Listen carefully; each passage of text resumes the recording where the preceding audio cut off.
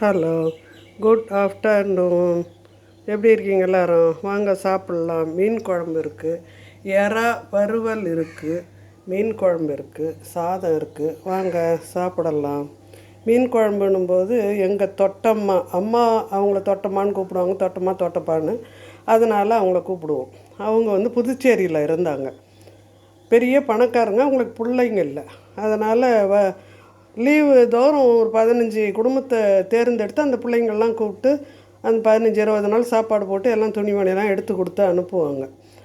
அவங்க எப்போவுமே எல்லாரையும் கூப்பிட்றாங்கட்டு எங்கள் வீட்டில் எங்கள் அம்மா 2-3 தடவை வரலன்ட்டாங்க. அதுக்கப்புறம் எங்கள் மாமாவை துணைக்கு அனுப்பி என்னையும் என் தம்பி அனுப்பிச்சாங்க.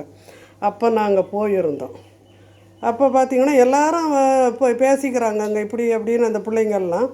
அடுத்த நாள் நாங்கள் சாப்பிடும்போது தான் அதை புரிஞ்சுக்கிட்டோம். ஒவ்வொருத்தவங்களையும் கவனிக்கிறாங்க. அத்தனை பேர், நாங்கள் ஒரு 25 பேர் இருப்போம். சின்ன பிள்ளைங்க தான் எல்லாமே. இது வேணுமா, அது வேணுமா, இது பிடிக்குதா, அதை பிடிக்குதா, மத்தியானம் என்ன சமைக்கலாம் அப்படின்னு புருஷனை பொண்டாட்டியை சுற்றி சுற்றி எங்களை வருவாங்க. கேட்டுட்டு நாங்கள் நல்லா சாப்பிட்றோம், இது முள்ளு எடுக்க தெரியல, இதை பண்ணலைன்னா அதை ஊட்டி விட்டுட்டோம் போவாங்க. அவ்வளோ ஒரு அந்த நாளில் அது ஒரு சந்தோஷம். சின்ன பிள்ளைங்களாக இருக்கும்போது கூட்டு குடும்பன்றது இப்போ எல்லாம் செதஞ்சு போச்சு.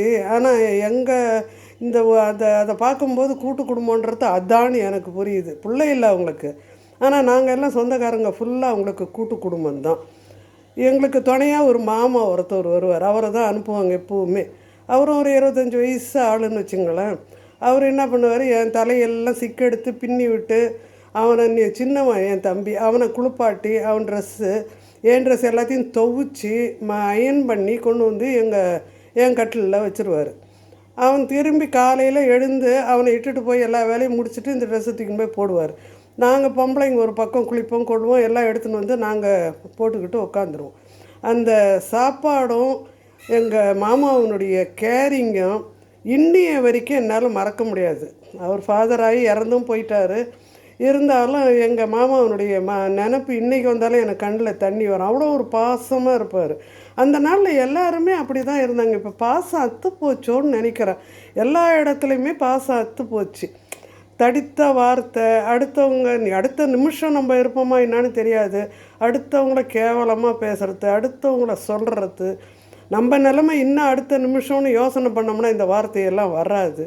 சிலர் அப்படி தான் பண்ணுறாங்க. நான் யாரையும் சொல்லலை, புண்படுத்தவும் இல்லை. எனக்கு அது தோணுச்சு இதை போடணுன்னு. ரொம்ப நாளைக்கு அப்புறம் போடுறேன்னா வீடியோ, அதனால தோணுச்சு. தேங்க்யூ. God bless you.